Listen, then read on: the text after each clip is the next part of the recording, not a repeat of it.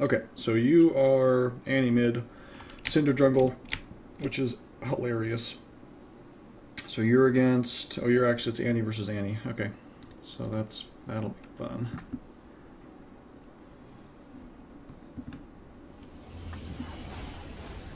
Okay, so you're starting Doran's pots. That's good. You start Q. That's good. I'm not an Annie master. So if you see advice from like Annibot or somebody at a significantly higher level than me that contradicts something I say, go with what they say. But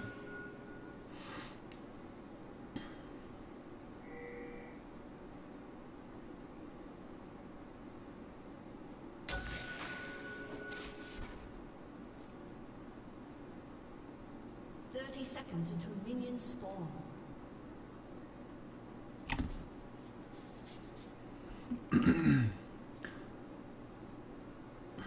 Putting a ward down here is good.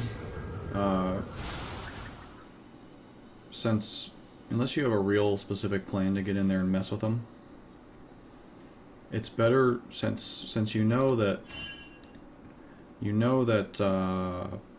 what's his name, Rek'Sai, came and put a ward here. So you put your ward here and you saw him, and that's good.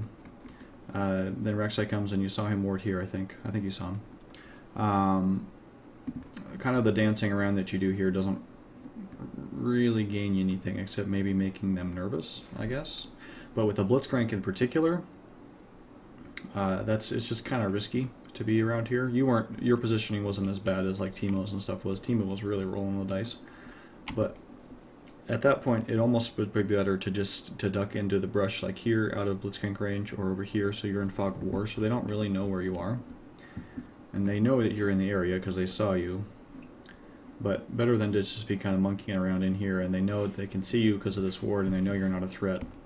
So that's a little thing, but there's not really a point in rolling the dice and taking the risk of being in here, especially versus somebody like a Blitzcrank. That's good. Annie's auto attack is a great source of harass.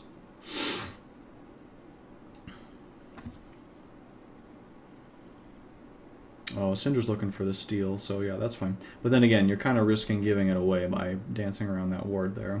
Cinder is hidden, but if you're standing on a ward and you draw them all there, it's just kind of risky. It'd be better to all hide together so that they don't know what you're thinking.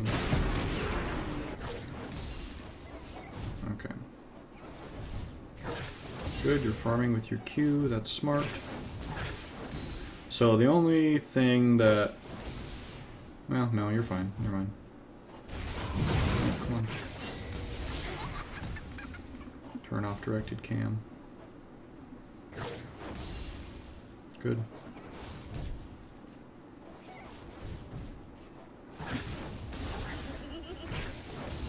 Good, so you hit level 2 first. Okay, so...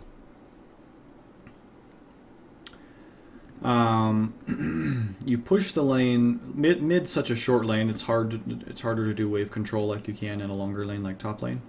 But you pushed hard enough that you're ending up here as opposed to maybe hitting level 2 back here a little further. It's tricky, but ideally you'd want the wave to be back here further. So maybe you'd kill like one of those minions. Just wait for a last hit a little bit, just a beat or two longer, so that the wave ends up closer to here. That way, when you hit level 2 first, like you did, which is good, on most champions, you want to push for level 2 first, because it gives you a power spike. Ideally, you would want to be in a situation where you hit level 2, and you have your stun up, so that you can immediately 1-2 combo this Annie, and hit her with a stun and a spell. So as you're approaching level 2, and in a solo lane, you hit level 2 after killing the first minion of the second wave.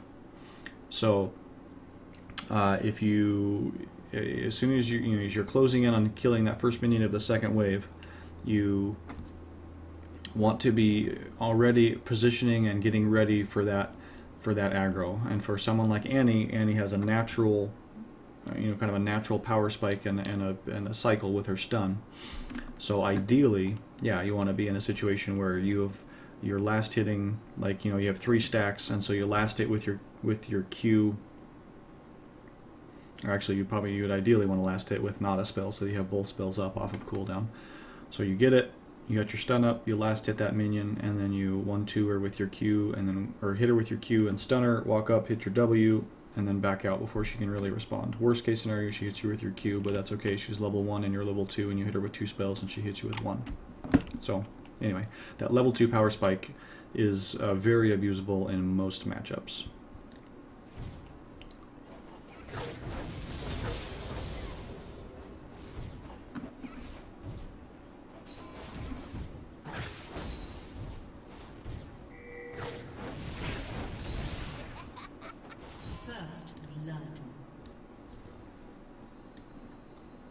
I don't know what your team is doing here. Why are they letting Jinx refarm? Ah! Oh my gosh, have they been fighting over blue buff this whole time? I haven't been paying attention. That's magical.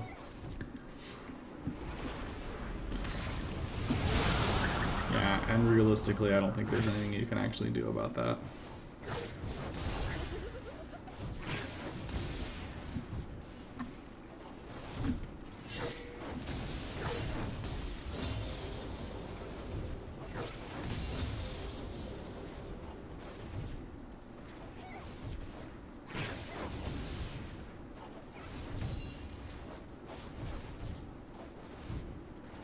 Okay, you've probably missed 4 or 5 CS, and just, you know, you're missing them. You've missed several right now, just barely.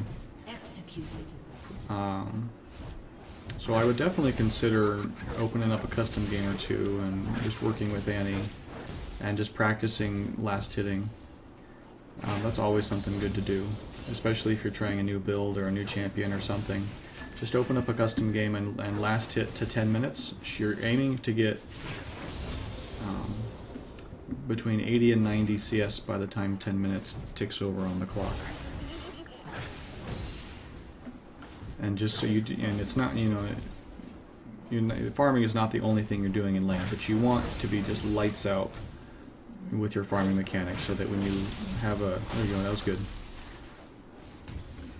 Your stun isn't long enough, unfortunately, to stop her from counterattacking too much, but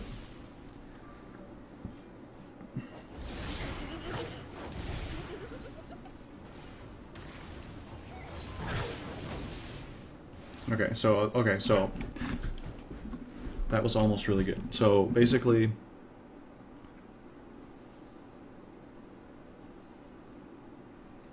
me go back just a couple of seconds here. Okay, so you've got your stun up. She has her stun almost up. So you want to always have, you know, you want to, as often as possible, you want to, you know, click on Annie so that, you know, on your screen, it's down here because I'm in spectator, but on your screen it's up here, so you have an idea of her stun counter, because her little Pyromania, you know, buff will be there, and you can see where she's at for stacks, so you know how close she is to getting her next stun. So she has her stun up now, and you're looking, you have your stun up, so you're looking to be aggressive. So especially in a mirror matchup, since she has all the same tools in her box that you do. And since Annie in particular has kind of low cooldowns, and it's a little trickier to try to abuse her cooldowns, especially if she, you know, with her Q, because she gets it refunded on a last hit. So on a lot of champions, you want to abuse cooldown. So you wait for them to use an important spell, and then you go into trade, because that's on cooldown. So that's why it's a good idea to just kind of be aware of basically what the cooldowns are on different champions' abilities. But in a mirror matchup, that's a little trickier, and because Annie doesn't have that long of cooldowns anyway. So basically, you're looking for an opportunity to trade. So one opportunity that you know you will be able to abuse a cooldown and get a trade on is when she is last hitting. So because she's Annie, she, just like you, she's going to be looking for an opportunity to last hit with her Q because it's a good farming spell. So keep your stun up. Wait for it, wait for it. Okay, you see this minion right here. She's looking at her attention, she's facing it, she's auto-attacking it, she's looking at this minion. She wants to last hit this minion with her Q. So just wait for her to do it. Wait for her to blow her Q on this minion, back off a little bit.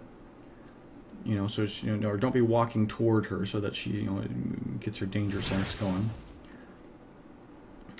But wait for her to, you know, at least be auto-attacking, because then she's auto-attacking and can't just immediately Q you. As it is, you both trade stuns, and it's, you know, it's fine. It's not a disaster, but you can often abuse people by looking to jump in and trade with them while they're distracted with last hitting. So you want to keep an eye on your own minions' health as well as the enemy minions.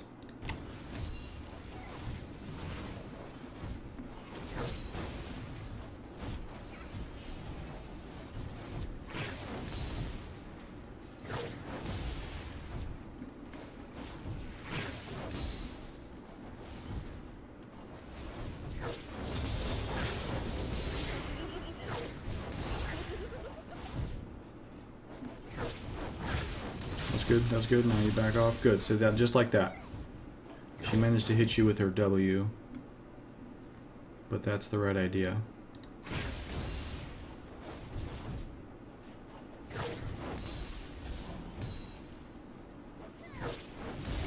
Okay, so at some point... Oh, I guess you did throw your ward down. Never mind.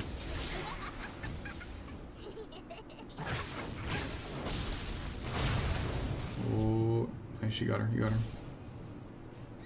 Good.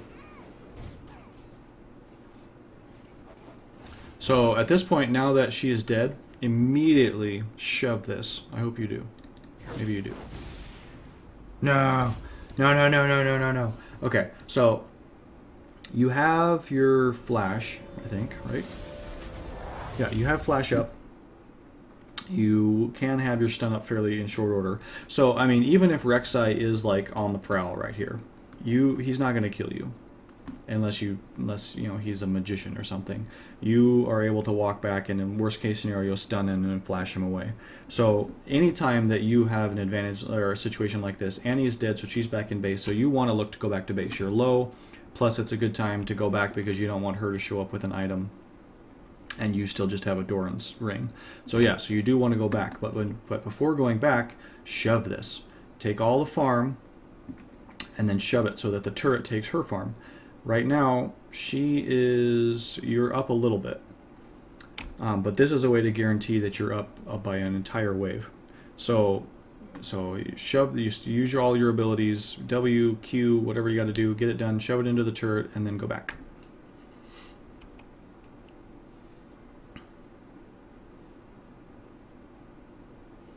Well, it is a little bit situational, so I'll give you that. It's a little bit situational.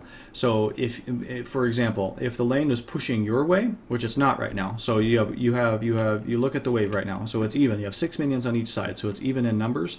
But this minion and this minion are super low. They're both going to die. This one's about to die in just a microsecond here. This one will follow soon after. So it's going to push.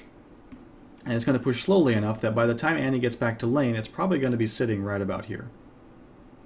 Because Annie's going to be up, maybe not. It might push it on its own into the turret, but so she might lose out on this wave anyway, given how long it's going to take her to get back to lane. But, yeah, I'm not sure. But anyway, but then even if that does happen, by the time that this wave that's forming in base is coming, it'll walk into lane and get stopped by this wave. And so then that'll make your wave come all the way up to here. And so then you're farming under her turret. It'll stop the wave here, and she has an opportunity to just freeze it right here. And as long as she's under turret, it makes it harder for you to farm because her minions are all back here. And it makes it harder for you to put pressure on her because to attack her, you risk drawing turret aggro. So if you just leave it like this, you risk that happening. If the wave is pushing your way, then yes, leave it. If it's like here, kind of the situation is just opposite, then yeah, leave it, because it'll slow push and it might get all the way to your turret or it might not. But by the time you get back, it'll have a nice big frozen wave right here, and then you have wave control and you can manage it. So it is situational. It's not always lights out shove, but in this situation, yeah, you want to shove it because it's pushing her way anyway. You want to accelerate that process so that this turret kills these minions and then the lane resets, and you get back and it's all sitting here again right in the middle, and you have a chance to start over kind of from that sense.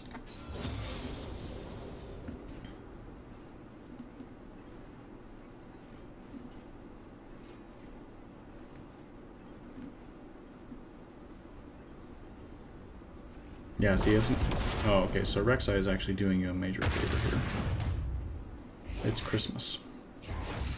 Oh, this is so bad. Why would he do that? This is just the lack of knowledge on his part. It was perfect. It was now it's shoving your way. He just screwed his Annie over real hard. If he had left it, it would just sit right here, and Annie comes back, and she's got the lane wave right where she wants it. But he came and messed that up.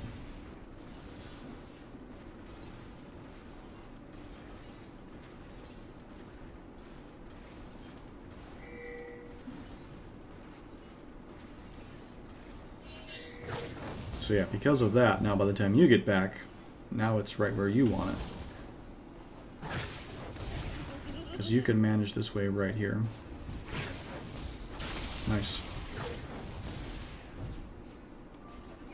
Okay, so you have a level 6 advantage on her right now. So that's another time. If you can see that you know that you're almost at level 6. So don't go in and trade at level 5. You had your stun up, wait for Tibbers. Like, wait for one minion to go down so that you have Tibbers. You have a level advantage. Then you full out combo her. You get her down. You might not be able to kill her. I don't know if you have the damage to kill her or not. Probably not quite. But you have enough damage to get her super friggin' low, and she doesn't have Tibbers to respond because she's level 5. So the worst she can do is QW you, and you have QWR. Plus your spell shield, or your molten shield, which you probably should have popped too as you're walking up there. But yeah, never trade with somebody at level 5 if you're a minion away from level 6. Wait for that level to tick over, and then you've got a kill, or at least you force her out of lane because she's too low to stick around.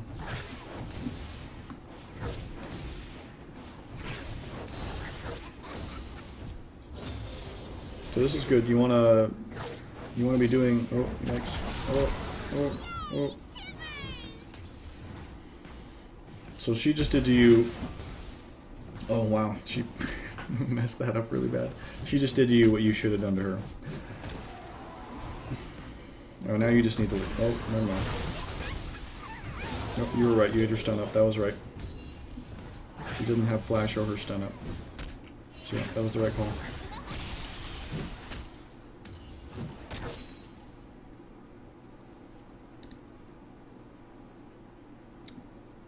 So yeah, this is probably a pretty good read. Rek'Sai is low enough that you can get the kill on him. And they're under the turret.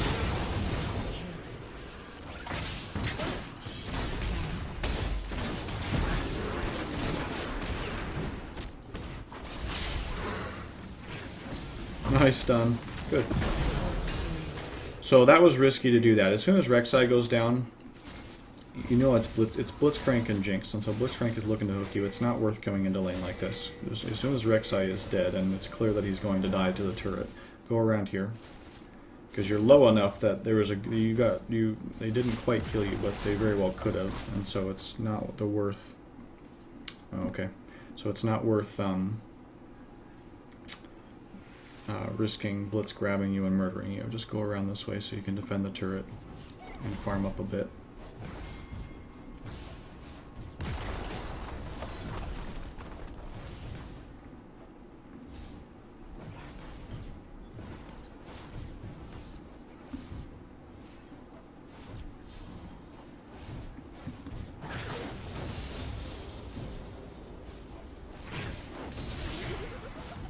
Okay, so dragon should be warded around now, ideally.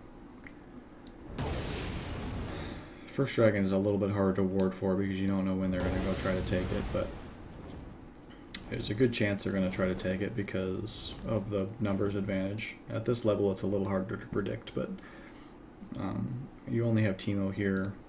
You just got back to lane and Janna's back in base, so there's a good chance that they're going to take advantage of that situation and try to... Now, Jinx is dead though, so I guess, yeah, it's hard to predict this first dragon, but from about 8, with most jugglers, from about 8-9 minutes to 11 minutes, that's ish when they're gonna try for dragon. So having a ward down in that window is good.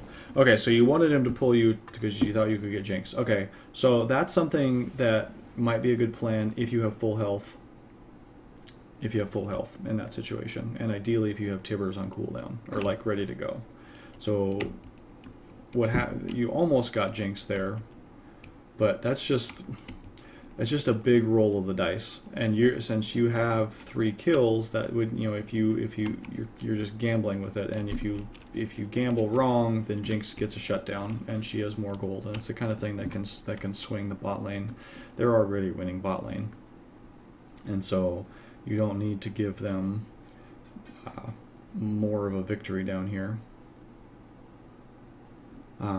So, I mean, that's a ballsy play, but in that situation, it's just way too risky. The risk-reward is not high enough. I mean, so in my opinion, that's a situation to play it safer. If you had full health and you had Tibbers up, then sure, go for a really risky play like that. But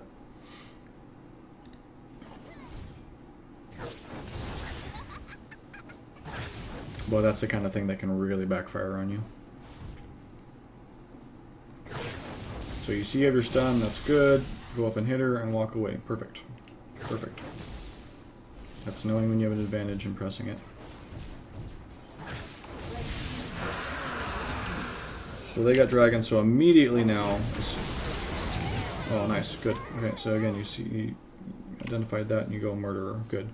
And you have a big kill advantage too, obviously, so you're up in items and stuff. So anytime you have your... You just need to keep pressuring or keep bullying or never let that pressure up. So immediately, 2 things when you see that dragon particle go on Annie. You know they just did dragon because you saw her get it. So immediately you type into chat, at least type, you know, D or dragon, so you have a timestamp. D, dragon went down at this time.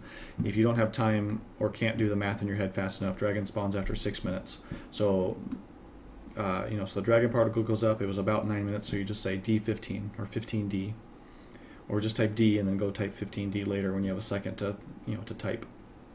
But do something, or at least, you know, mark the time, ideally in chat, so that then the next time dragon rolls around, you can be prepared. So at about 14 minutes, you know that somebody needs to go down and establish vision control, so that you have that set up about 60 seconds before dragon spawns next time.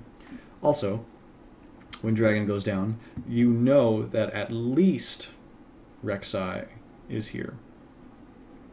It's very unlikely that anybody but their jungler is sneaking dragon. So at least Rek'Sai is here, maybe more. You don't have eyes on Jinx, so she could be there. You don't have eyes on Blitz, so he could be there, and turns out he is. You know Lee isn't there because he's top, and you know Annie isn't there because she's dead, obviously. But at least Rek'Sai is here. So that's something. You just killed Annie, so you're fine in this situation. But in dragon situations like that, that gives you information. And so then, you know, if you are playing aggressive like that and they do dragon, and you see that, a good chance that their next move is they become right up river to take you out. So if you hadn't just murdered Annie here, and she had been playing back further, and you saw her get dragon, that would be a symbol or a signal to immediately at least move over to this side of the lane and maybe back off a bit, because there's a better than average chance that their next move is to come up and get the most interesting object on the map near them, which would be you. So that's just a map awareness thing. Not something you did wrong in this particular situation, but just something to be aware of.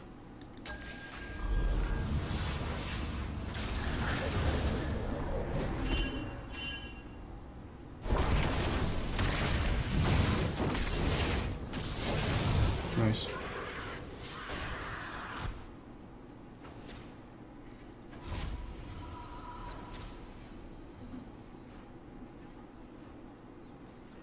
So in that situation, that's another time where you could very easily go and shove this and get this wave and then go back to base. It's not the end of the world that you don't. Annie's already really behind and stuff, so it's not like critical that you do this. But you know where Annie is, and she's not going to be stopping you because she's back in base because she just respawned. And you know where Rek'Sai is because you just killed him, so he's not going to be swinging up to gank you. And you have eyes on Lee and you have eyes on bot lane, so you're safe. Even though you're really low, nobody's going to be killing you. The only thing to, I guess, be wary of would be Jinx ult. I guess that's a possibility, but so maybe in this case you don't risk it, but even with that up, it's you have wards, so you can see it coming, and you have flash, your flash is down. So I don't know. So with a global ult like that, maybe you do opt to just play it safer, but in general, Rek'Sai's down, Annie's down. This is pretty free to go up and shove this again and then go back.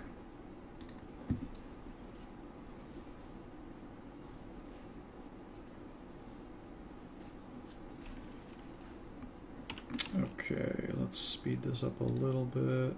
No, that's not what I meant. There we go.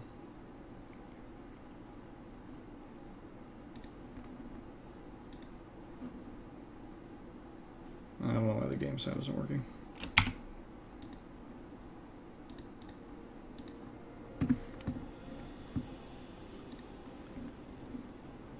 Okay, so I'm gonna go back a little bit. Oh, so I don't know if you have blue timer or not because of all the shenanigans that went down. But you can probably guess that Annie's going to get blue just because if you saw her walk off that way. But if you see her coming back into blue, then again, immediately you know where Rek'Sai is. He's right over here. Because you see her, she has blue buff, that means her and Rek'Sai were just doing blue. That means Rek'Sai is on this side of the map. So that just will affect the way that you play this lane. You have vision on here, so that's good. But you can even, you know, call that out in chat so that bot lane's aware and everybody's on the same page where Rek'Sai is. Keeping tabs on jungler position is a good habit to get into.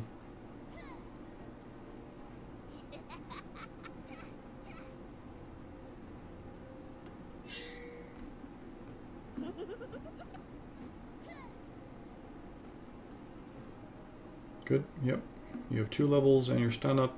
I mean, just in general, you can just be playing. You can just position very aggressively. You don't even need to be back behind your casters almost ever with this lane, especially since you know Rek'Sai's on this side of the map and you have vision. If he tries to come up, you can play super aggressively here. Okay, now you see Rek'Sai, so now you need to start thinking about backing off, or, you know, heading up the other side of the lane, whatever the case is. So you should have seen him here.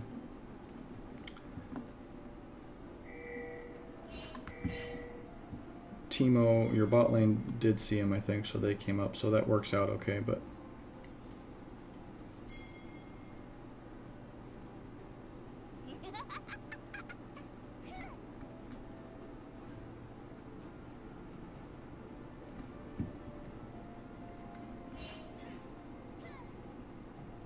good pings.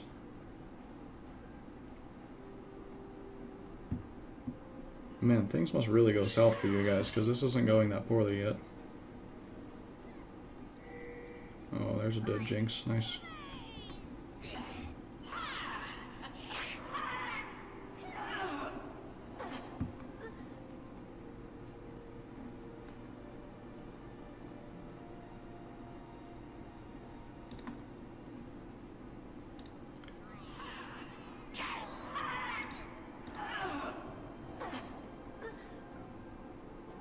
I think you have Rek'Sai here. Yeah, well, your stun isn't up, so maybe not, but you have flash. I think you have a kill on Rek'Sai here. Annie's stuff is all on cooldown. Or Tibber, or wait, what? Oh, never mind. Yeah, that was probably the right move. If you were quick enough, you might have been able to kill Rek'Sai, I think. Or at least, yeah, maybe not. Your W's on cooldown. Yeah, scratch that. Never mind. I was thinking that Annie's stuff was more on cooldown, and so you could abuse that fact while she was waiting for her spells to come back up and put some good pressure on Rek'Sai, but that was a misread of the situation.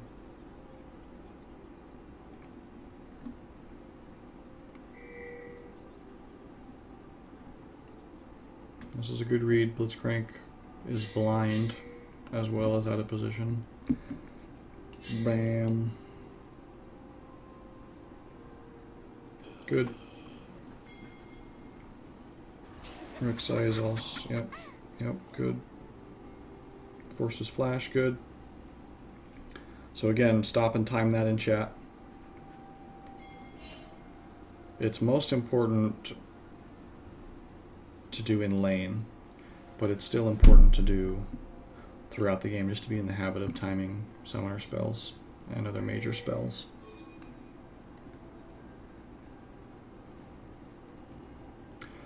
So at that, let me go back here.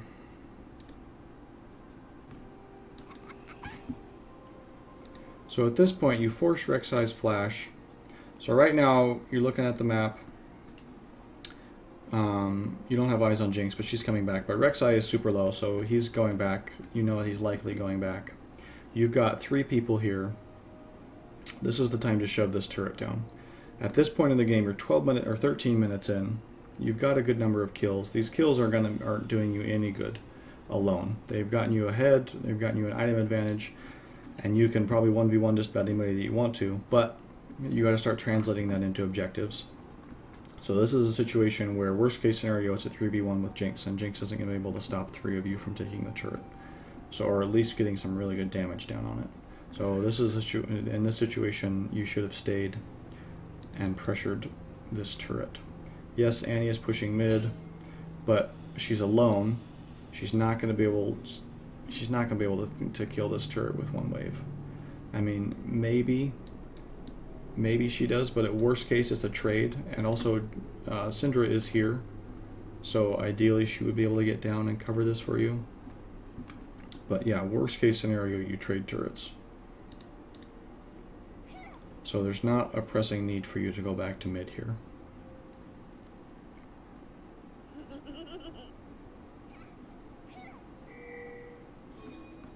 So you're roaming. So you won mid, and so the key with when you win your lane is you want to immediately translate that lane victory into a map victory. You want to start moving around the map and exerting the pressure that you've built up in your lane into other lanes and win other lanes.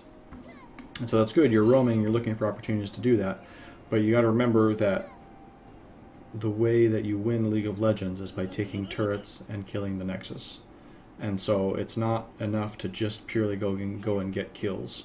Kills are a means to an end. And so always be looking for opportunities to press objectives, not just get kills. Oh yeah, and I understand that. Yeah, but again, in that situation, worst case scenario, you trade turrets. There isn't really a big downside. So I mean, you know, what you would do in that situation is you would ping this turret to attack this turret, so that the people down here are on the same page. We're pressuring this turret, attack, and then ping this turret to defend. So, you know, at least it's pinged, and that's all you can do. If Syndra is going to ignore a ping and just be blind, then what are you going to do? You still got to play League of Legends. You still got to pressure the objective. You can't run around the map just putting out fires. You got to try to be aggressive and establish a winning situation.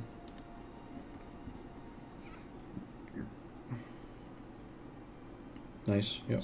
Annie's foolishly trying to pressure you. Tell Tibbers to attack the turret, and then you go pressure the turret. Again, yeah, pressure the turret, pressure the turret, pressure the turret, pressure the objectives. Annie can't stop you. If Rek'Sai comes up, you walk away. He's not going to be able to kill you. If Annie starts running at you when she's at this low health, you know that Rek'Sai is coming. So Annie's dancing around back here. You can push the turret and tell Tibbers to attack the turret, and you attack the turret, and you just keep an eye on Annie. If Annie suddenly starts walking back towards you, she knows that she's low health. She knows that it takes like 1 Q for you to kill her. So she's not walking back. She's not a moron, probably. Never assume that your lane opponent is a moron. So if she's walking back, why is she walking back? She knows that you can one-shot her. So she must know something you don't know, which is that Rek'Sai is right here. So that's kind of your ward. You don't have a ward on Rek'Sai because he's coming around here, but if Annie walks back, that means that Rek'Sai is coming, or someone is coming, and so then you need to back off. So you're free to push, to pressure the turret and get damage on it until Annie walks back onto the scene, or Rek'Sai shows up. If just Rek'Sai comes, then that's fine. You can kill him or back away from him without dying.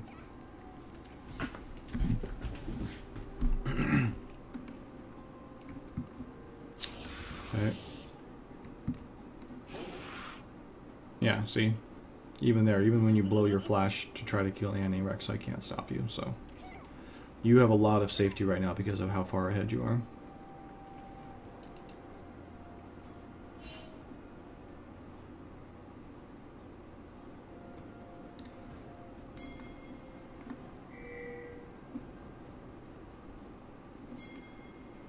Okay, this is good. You see this happening, so you move up to try to pressure.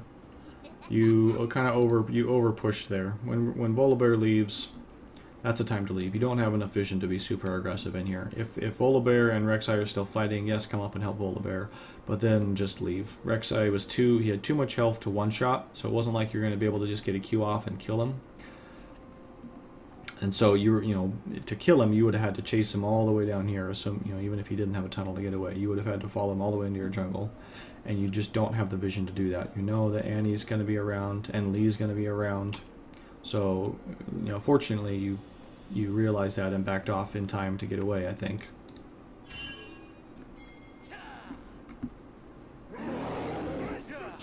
Yeah, not quite. They still are able to collapse on you and kill you. And Volibear. So they finally take you down. So yeah, that's a situation where I don't know if that could have been completely avoided by you backing off sooner, but you might have been able to avoid that by backing off sooner, because it might not have drawn Lee down so far. Because they're seeing you overextend and they're thinking kill, kill, kill, and so Annie collapses and Lee collapses and Rek'Sai turns around and then they're chasing you. So it may be that they wouldn't have collapsed and chased if you hadn't overextended there. So difficult to say, but possible.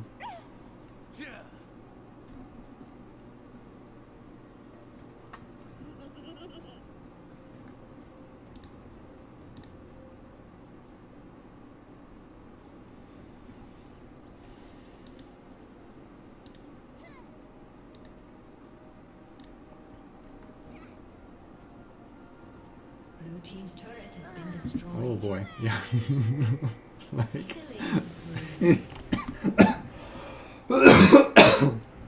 oh man, what was your end game there? Yeah. So yeah, as soon as you see Lee, you're like, oh yeah, I'm too far out. But that's the thing where it's like you got to be thinking a couple of steps ahead. You can't kill Rek'Sai with one shot, so there's really no point in chasing him at all. Just back off immediately. Anticipate that response. So anyway.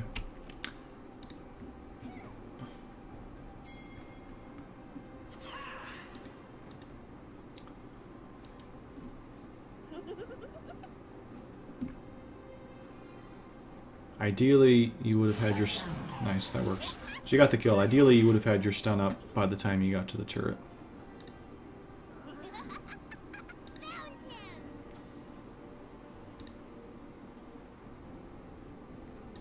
So as you're walking to lane as Annie, fire your W, hit your shield, WE in fountain as soon as you spawn, and then you can WE again, right about here, and then your stun's up.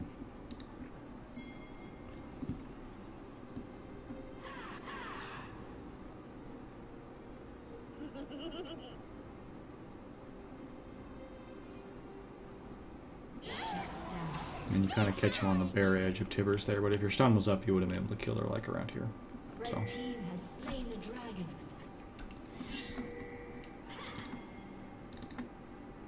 Yeah, your team is pretty scattered. And so this... And that's the kind of thing where you can try to focus people with pings and communicating positively in chat about objectives and what you ought to be doing next.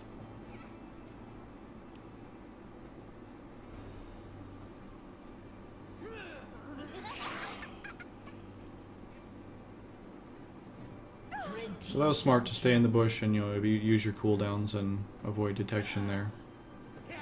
Red team double kill. So let me see if I can figure out what's going so wrong here. Oh, this is a big deal. Lee is 5-0, so he won top real hard.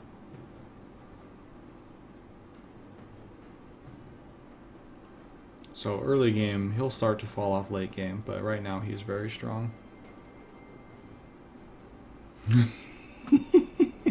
Yeah, I made a bear pun on purpose, no doubt. No doubt I was aware of that. So right now things are starting to shift in the other team's favor. You have a Fed Lee, you have a Fed Jinx, and with your team comp, there's probably realistically not a chance for you to come back in this game. If you had a more sane team comp, you would probably be fine. You would just need to play safe and conservative and wait for opportunities to win team fights. The problem honestly isn't even the Cinder jungle, it's this Teemo. because you do not have a great source of objective sieging.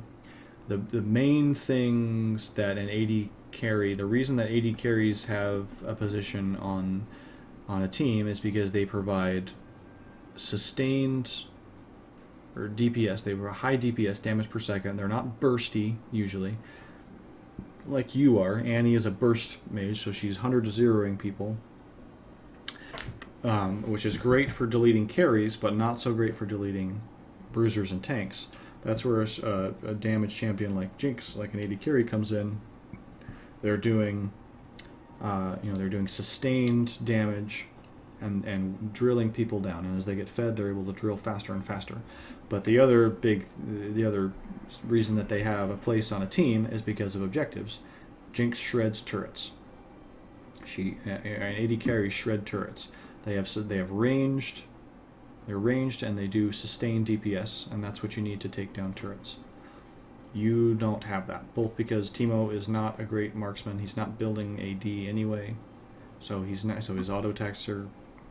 I mean, Teemo can be a good split pusher. He's really behind, so it's. I mean, it's in theory you could make it work, but he's not going to be as good at it as Jinx is. And so the lack of an AD carry is really what's killing you. You're going to have a hard time coming back in this game because you're going to have a hard time sieging and taking objectives. Plus, he's super behind.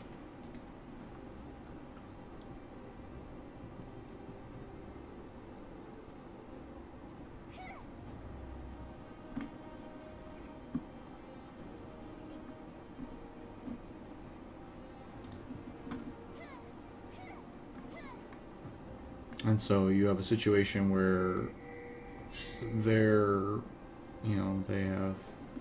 initiators are fed.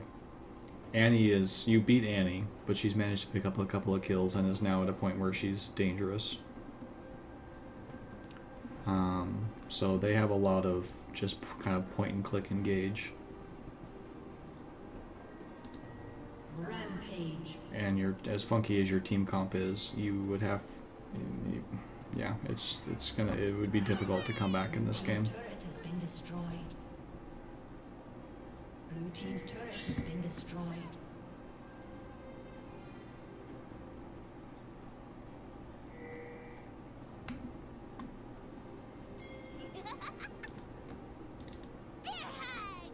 Shut down.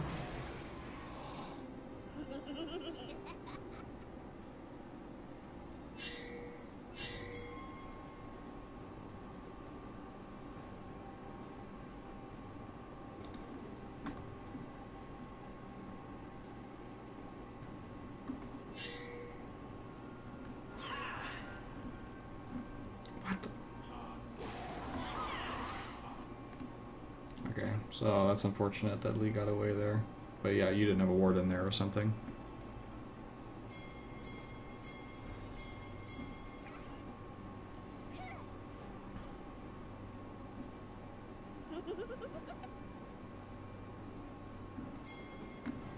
Yeah, this is a tough call for a surrender. It's like, honestly, with your team comp, it's very unlikely that you would win. On the other hand, at this skill, at this elo, people throw games like it's going out of style. It's nuts. And so once the game gets to this point where you're on your inhibitor turrets, this is when throws happen, is because people have a hard time pushing in and taking inhibitor turrets intelligently.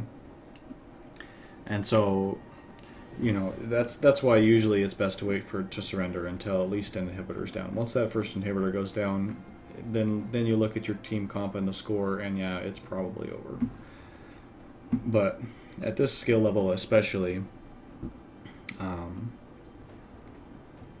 it'd still be a long shot, but because there's not much that you can go do to make a victory happen at this point. Even your team, even if your team got together, you have to wait for them to throw and make a mistake. Fortunately, especially at this skill level, and in solo queue in general, people make mistakes all the time, especially when they're trying to take these inhibitor turrets, because they're difficult to get in there and take. So, so I would probably, yeah, it would have been nice if your team had at least waited until the inhibitor went down. but they didn't.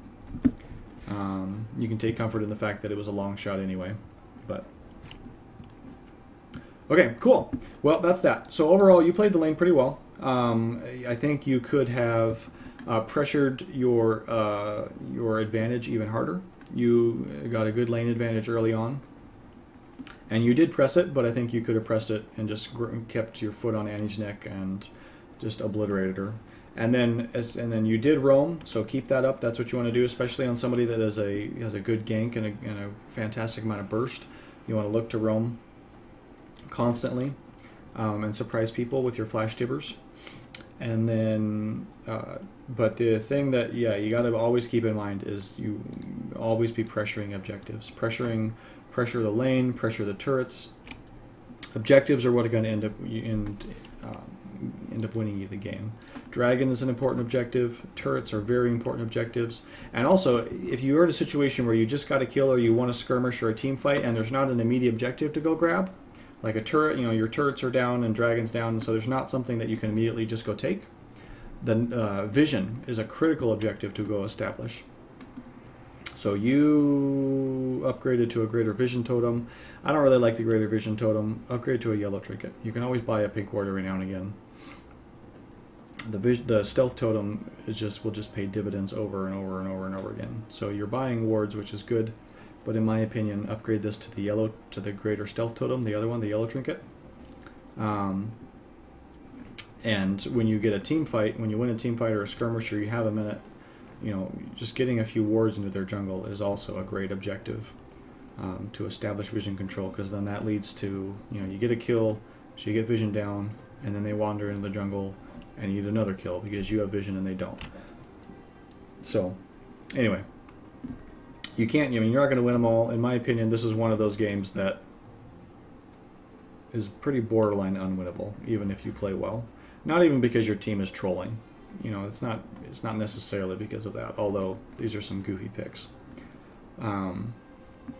But because your team fell behind, they lost. And sometimes you lose. You're not trolling, you're trying your best, but you just lose lane and you lose it hard. And when that happens in your top lane and your bot lane, that's a tough situation. That's hard to come back and win, and so that happens. So this is one of those games that maybe you couldn't have won no matter what. So in that case, you take your individual performance, you learn what you can from it, so it's not a waste of time, and you move on to the next game. You don't sweat it, because that happens. Mathematically, it'll work itself out. The next game, this situation will happen to their team. They'll have some weird goofy pick, and you'll get the win.